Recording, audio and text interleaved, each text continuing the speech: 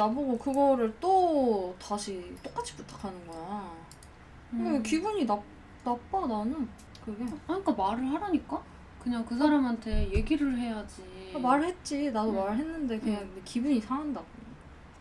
그러니까 얘기를 하라니까? 했다고 말했다고. 아, 했어? 했는데 그럼 됐네. 아니 누가 뭐 그거 해결 방법을 몰라서 그러는 게 아니라 그냥 짜증이 난다는 거지 그게. 서운하다는 거지. 뭐가 문제야? 아니 뭐가 문제긴. 내가 짜증이 난다고 언니한테 뭐 해결해달라는 게 아니라 그냥 그랬다고 말을 하는 거잖아. 그래서 내가 너한테 해결책을 준 거잖아. 진짜 아니야. 이거 하자.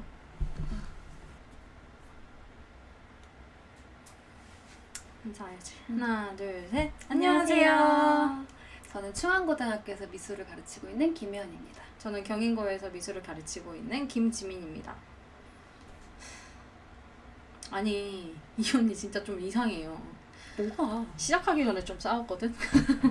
아니 나는 얘가 고민 상담을 하니까 뭐 해결책을 제시해준 것 뿐인데 뭐 갑자기 왜 내 마음을 몰라주냐면서 뭐 난리를 치니까. 말이 안 통해. 응? 말이 안 통해. 무슨 말이야. 소리지? 어쨌든 시작해야 되니까 화해해. 화해했습니다. 저희처럼 이 세상에는 두 부류의 사람이 있습니다. 맞아. 굉장히 감정적인 사람과 이성적인 사람. 너무 감정적인 사람. 투머치 이성.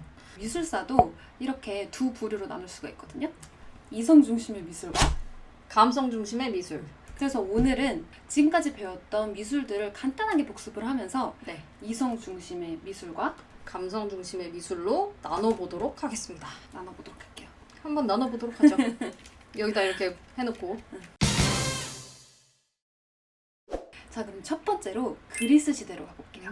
자, 이 그리스는 굉장히 살기가 좋은 지역이라고 했죠. 그렇죠. 네, 그렇기 때문에 죽고 난 이후의 내세보다는 지금 내가 살고 있는 현세에 훨씬 더 관심이 많았던 거죠. 맞아. 그러니까 현세에 살고 있는 인간 중심 사상이 발달을 하게 됩니다. 널리 퍼지게 된 거죠. 그러다 보니까 인간이 가지고 있는 이성과 합리성 중심의 미술이 발달을 하게 됩니다. 지금 보면 사실적인 표현들을 위해서 비율이나 비례 이런 것들이 중시됐다고 했죠. 황금 비율, 7등신, 8등신 이런 것들. 그래서 특징을 잘 살펴보면 조각의 표면이 굉장히 매끄럽게 떨어집니다. 이것은 형태를 중시하기 때문이었죠. 자, 이런 것들이 다 뭐를 위한 거다? 사실적인 표현을 위한 거였다. 이렇게 사실적인 형태를 위해서는 뭐가 필요하다? 인간의 이성이 필요하다. 자, 그러면은 그리스 미술은 어디 쪽이다? 이성 중심이네요. 자, 일로 와. 그래서 이성 중심의 미술은 형태, 정확한 형태를 바탕으로 한다는 거를 기억하세요. 그래서 결론은 그리스는 어느 쪽이다? 이성을 중시했던 미술이다. 자, 그럼 두 번째, 헬레니즘 시대. 여러분들 생각해보면 알렉산더 대왕이 그리스를 점령한 다음에 어디로 갔다 그랬죠? 동방이요. 네, 동방에 있는 인도까지 갔다고 했었잖아요. 자, 그래서 그 기존에 있던 그리스 문화와 동방 쪽의 문화가 합해져서 뭐가 만들어졌다? 헬레니즘이 만들어졌다. 이 라오콘 조각상 기억나시죠? 네. 이 라오콘에서 가장 큰 특징은 뭐였죠? 페이스. 표정. 굉장히 일그러진 표정이 특징이고, 두 번째로는 동작이 굉장히 역동적이죠. 맞아요. 자, 이런 표정과 역동적인 자세는 뭘 위해서였어요? 라오콘의 아주 고통의 감정을 표현하기 위해서였죠. 자, 이때부터 감정을 적극적으로 표현하는 미술이 시작된 거죠. 자, 그러면은 헬레니즘이 어떤 위주의 그림이다? 감성 위주의 미술이다.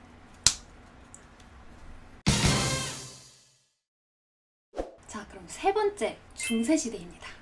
자, 중세시대 미술은 이전 시대와 달리 신중심 미술로 발달하게 됐죠. 그래서 모든 미술들이 신앙심을 고취시키기 위한 미술로 발달하게 되는 거죠. 모자이크 이런 작품들에서 뭐를 강조했냐면 항상 반짝거리는 빛이나 화려한 색채 이런 것들을 강조하는 것을 볼 수 있었죠. 이게 다 뭐를 위한 거였다? 인간의 신앙심을 고취시키기 위한 것이었다. 결론 났네요. 또 감정이야? 네, 감정을 위한 미술이었다는 거. 그 이전 시대에 뭐 라오콘에서는 표정이나 자세를 통해서 감정을 고취시켰다면 그것뿐만 아니라 감정을 중시하는 미술의 특징이 빛과 색채를 이용한다는 점을 우리가 알 수 있었죠. 자, 네 번째, 르네상스. 르네상스의 뜻이 뭐였다? 부활, 재생이었죠. 근데 뭐가 부활되었느냐? 그 이탈리아 사람들의 옛날이 부활한 거라고 했었잖아요. 이 이탈리아 사람들의 옛날은 어디다? 고대 그리스. 그리스 로마의 어떤 부분이 부활이 되었냐면 이성적인 사고, 중세의 이제 신중심을 벗어나서 다시 인간 중심, 인간의 이성 중심이 다시 부활되었다고 할 수 있는 거죠. 자, 어떤 점에서 이 이성을 확인할 수 있냐? 이때 당시 이 이성을 활용한 과학이 굉장히 발달을 합니다. 그렇죠. 이게 이제 미술에서도 적용이 돼서 뭐 해부학이라던가 원근법 같은 과학적 연구가 이루어져서 이론들이 마구마구 발생을 하는 거죠. 맞아요. 아, 그러면은 결론 났네요. 이거는 이성을 중시한 미술이었다. 우리가 아까도 봤지만 역시나 이성 중심의 미술은 형태를 굉장히 중시한다는 것을 또 한번 확인할 수 있었습니다. 그렇네요. 다섯 번째, 르네상스 2. 에? 웬 투? 2가 있어요. 아까 결론 났는데 뭘 르네상스 2예요? 아니 우리가 살펴봤던 그 3대 거장은 피렌체 중심이라고 했었잖아요. 아, 맞네. 다른 데도 천재가 엄청 많았고 다른 지역에서도 다른 르네상스 네. 미술이 있었다고요. 어디다? 베네치아. 베네치아. 자, 베네치아 같은 경우에는 아주 낭만적이고 아름다운 풍경이 있는 맞아. 항구 도시예요. 자, 이 베네치아의 미술에서는 막 피렌체처럼 형태가 명료하거나 뚜렷하지 않고 오히려 색채가 훨씬 더 강조가 돼 있고요. 그 다음에 딱 보면 빛이 굉장히 뚜렷합니다. 빛의 방향이 확 보이죠. 빛이 강조되어 있네요. 네, 빛으로 이 화면이 하나로 묶이는 이런 표현을 베네치아 미술에서 볼 수 있고요. 낭만적이야. 그리고 또 하나, 붓터치가 보입니다. 이 붓터치는 사실 피렌체 미술에서는 볼 수가 없었거든요. 피렌체 미술은 이 표면이 굉장히 맨들맨들 광택이 도는 광택 그림이었는데 맞아요. 이 베네치아 미술에서는 붓터치를 더 드러냅니다. 이런 붓터치를 드러내는 것은 막 그림을 계획적으로 딱 철저하게 그린다기보다는 이 작가의 감각에 뭔가 즉흥적으로 이제 붓터치를 드러내는 것이거든요. 그런 의미에서 이 베네치아 르네상스 같은 경우에는 감정의 미술이라고 할 수 있겠네요. 네, 맞아요. 자, 이렇듯 감정을 중시한 그런 미술에서는 아까 말했던 빛이나 색채 말고도 붓터치 이런 것들을 강조한다는 걸 우리가 알 수 있죠. 자, 다음 시대, 여섯 번째 시대는 바로크와 로코코입니다. 자, 바로크의 가장 큰 특징은 뭐였죠?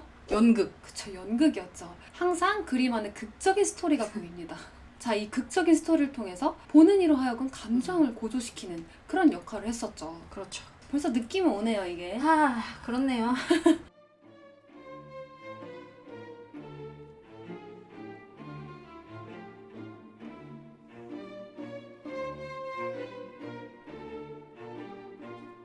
자, 지금 보이는 것 같이 그 카라바치오의 가장 큰 특징이 뭐였죠? 빛의 대조를 사용한 텐네브리즘을 사용을 했다는 거 기억나나요?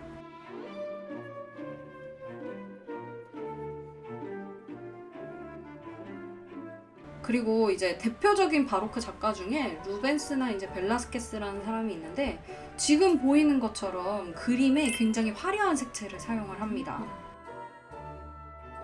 그리고 우리 더 확대를 해보면 여기 보이는 것과 같이 격렬한 붓터치가 나오는 걸 알 수 있죠. 그러면 또 감정 미술이네요. 예술가는 감정이지. 자, 보셨다시피 이 감정 위주의 미술은 빛과 색채 그리고 붓터치를 특징으로 한다는 것을 볼 수 있네요. 감정 미술이었다. 바로크, 로코코. 에휴. 지금까지의 스코어는 4대 2.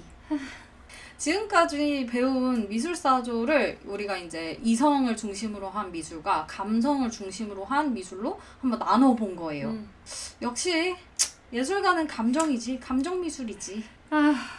자, 이렇게 이성 중심 미술과 감정 중심 미술로 나누는 것이 여러분들이 미술사를 공부할 때 훨씬 더 잘 기억나게끔 도와주고, 실제로도 미술의 흐름이 주류 미술이 이렇게 생겨나면은 또 그것에 반대하는 비주류 미술이 생겨나고, 그 비주류 미술이 다시 주류 미술로 올라가면서 이렇게 감정과 이성 중심의 미술이 이렇게 왔다 갔다 하는 이런 순환의 그래프를 보여줍니다. 근데 나는 이거 항상 공부할 때 미술뿐만 아니라 역사, 철학들을 공부할 때는 맞아. 항상 이런 과정을 거쳐요. 하나가 하나가 뭐 높이 올라가면 그 반대되는 반이 다시 올라가고, 그 두 개가 이제 왔다 갔다 하면서 합을 이루는 정반합, 해겔의 변증법, 이런 것들이 여러분들이 모든 학문을 공부할 때 항상 반복되는 과정이기 때문에 이걸 기억해 놓으면 흐름을 이해하는 데 도움이 될 수 있을 것 같아요. 맞아요. 다른 공부를 할 때도 이렇게 정반합의 이런 그래프를 항상 기억을 해주시면 훨씬 더 편안하게 공부할 것 같아요. 맞아요. 자, 우리 지금까지 그동안 배웠었던 미술 사조를 이 이성적인 미술과 감성적인 미술의 분류로 한번 나눠봤어요. 그래서 우리 한번 정리를 해볼까요? 자, 먼저 이성적 화풍의 특징을 살펴보면, 첫 번째로는 대상이 굉장히 정적으로 표현이 됩니다. 자세가 굉장히 맞아요. 정적이고요. 그리고 형태가 굉장히 정확하게 표현이 됩니다. 이 형태를 정확하게 표현하려다 보니까 외곽선이 또렷해요. 맞아. 외곽선이 굉장히 명료해집니다. 자, 그 다음에 붓터치가 보이지 않아요. 이성적인 미술에서는 형태가 굉장히 중시되니까 이 붓터치가 강조되면은 형태가 불분명해져요. 그렇기 때문에 표면 처리가 굉장히 매끈매끈해요. 맞아. 회화에서는 이런 미술을 광택 미술이라고 할 정도로 표면이 매끄럽게 표현이 됩니다. 그리고 형태 중심이다 보니까 색은 당연히 절제되겠죠. 덜 쓰겠죠. 네. 화려한 색채보다는 절제된 색채를 위주로 한다. 자, 그리고 이 이성 중심의 미술에서는 빛을 사용할 때 빛을 스포트라이트 탁 킨 것처럼 막 강하게 표현하진 않고요. 뭐 그냥 사람의 덩어리감 정도 보여줄 수 있는 정도로만, 그 정도만. 그 정도만 표현을 합니다. 자, 그리고 마지막으로 구도. 이 구도는 뭐냐면 한 화면을 어떻게 구성하는지에 대한 방식을 이야기하는 거예요. 네. 자, 이 이성 중심의 미술의 구도는 보통 이렇게 수직, 수평 또는 삼각형 구도. 네. 이런 삼각형 구도나 수직, 수평 구도는 화면에 안정감을 부여하거든요. 안정적인 구도. 화면이 전체적으로 안정적 구도를 사용한다. 이 정도 기억해 주시면 될 것 같아요. 이게 이성적인 화풍의 특징이라는 그쵸? 거죠. 자, 그럼 반면에 감성적인 화풍은 어떤 특징을 가지고 있는지 한번 살펴보면, 우리 아까 붓터치를 강조하기 때문에 형태가 딱 떨어지지 않아요. 맞아. 불명료한 형태를 가지고, 그렇다 보니까 아까 전에 매끈한 외곽선 이런 거 보이지 않아요. 외곽선이 강조되지 않는 게 특징입니다. 그리고 방금 말했다시피 붓터치를 강조한다는 거는 굉장히 감각적으로 슉슉슉 그리는 그런 것들, 터치를 강조한다는 게 특징이 될 수 있겠죠. 그리고 색채 같은 경우에는 이 감정을 고조시키기 위해서 어떻게든 그 화려한 색채를 많이 사용을 합니다. 그리고 더불어서 이 감성적인 화풍의 빛의 사용을 한번 살펴보면, 빛의 방향이 어디서 오는지 딱 보일 정도로 막 강렬한 빛의 대조를 사용하고, 이런 빛을 강조하다 보니까 화면 자체가 빛으로 다 묶이는 이런 것들을 볼 수 있었죠. 이성 중심의 미술이랑 가장 다른 점인 것 같기도 해요. 그렇죠. 저기는 굉장히 은은하게 사용을 했는데 여기서는 빛을 굉장히 강조를 하고 있다는 게 큰 특징이에요. 그래서 중세 미술 같은 경우에도 왜 반짝반짝거리는 거 강조했었잖아요. 스테인드 글라스라든지. 그리고 텐네 브리즘. 그쵸. 빛을 강조하는 걸 많이 사용을 했다. 그리고 방금 전에 이 이성 화풍에서 굉장히 안정적인 구도를 사용을 했다면, 이 감성적인 화풍에서는 어떻게 해서든지 역동적인 자세가 나오기 때문에 대각선, 사선 구도, 역동적인 구도를 사용한다는 게 또 다른 특징이에요. 그래서 이렇게 감성적인 화풍에도 또 공통된 특징이 있다는 거. 그러면은 우리 이성 중심의 미술과 감정 중심의 미술을 한번 감상을 같이 해볼게요. 작품들을 한번 볼까요? 우리가 지금까지 배웠던 이 특징들을 위주로 한번 감상을 해보세요. 지금 보이는 이 그림들이 이성적 화풍입니다. 그래서 명료한 형태의 정적인 자세를 갖고 있고, 외곽선이 똑 떨어지는 명료한 표현이 보입니다. 그 다음에 터치감이 보이지 않고 매끄러운 표면 처리가 보이시죠? 색은 절제되어 있고 빛은 그냥 은은한 정도네요. 그다음에 마지막으로 수직 수평의 삼각구도 이런 것들 안정적인 구도. 살펴볼 수 있네요.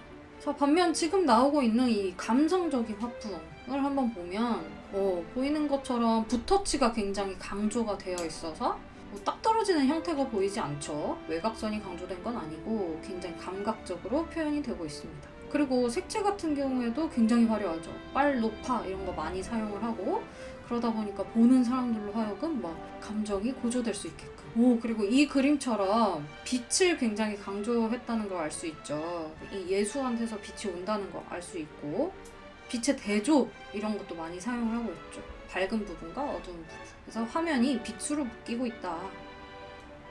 그리고 이것처럼 이 사선 구도를 사용하고 있는 거 보이시죠? 그래서 역동적인 운동감을 강조하는 구도가 사용되고 있다. 잘 보셨나요? 자, 오늘은 이렇게 우리가 배웠던 미술을 간단하게 복습을 해봤고 감성 위주의 미술과 이성 위주의 미술로 분류를 해보았습니다. 네. 우리가 다음 시간에 배울 미술도 감성 위주의 미술과 이성 위주의 미술로 나눌 수가 있는데요. 뭐죠? 바로 신고전주의와 낭만주의. 이름만 봐도 알겠죠? 그쵸. 딱 이름만 들어도 뭐가 감성 위주인지 낭만적이야. 뭐가 이성 위주인지 알 수 있을 것 같습니다. 자, 그러면 우리 다음 시간에 신고전주의와 낭만주의로 돌아오도록 하겠습니다. 오늘도 수고했어요. 안녕!